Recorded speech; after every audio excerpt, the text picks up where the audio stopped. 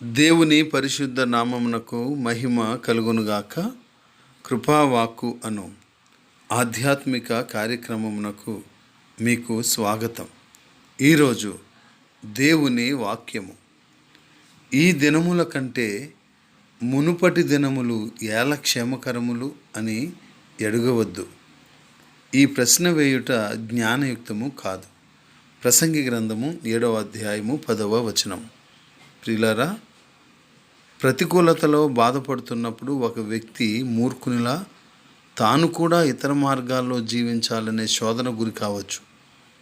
అతడు అసహనానికి గురి కావచ్చు, లేక కోపంతో రెచ్చిపోవచ్చు, లేక తన వాటా గురించి ఫిర్యాదు చేయవచ్చు, క్షేమకరమైన మునుపటి రోజుల కోసం అంగలార్చవచ్చు, శుభకరమైన తన ఆరంభ జీవితం గురించి గర్వంతో లేక అహంకారంతో వ్యవహరించవచ్చు.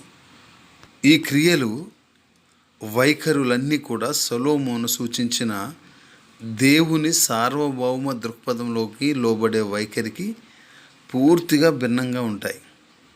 గనుక అవి బుద్ధిహీనమైనవి, అవివేకంతో కూడుకున్నవి అని ఈ యొక్క లేఖన భాగం మనకు తెలియజేస్తుంది. గనుక ప్రియులారా, మునుపటి దినం కంటే నీ ముందున్న దినం మంచిగా ఉండాలి, క్షేమకరంగా ఉండాలని ఆలోచిద్దాం.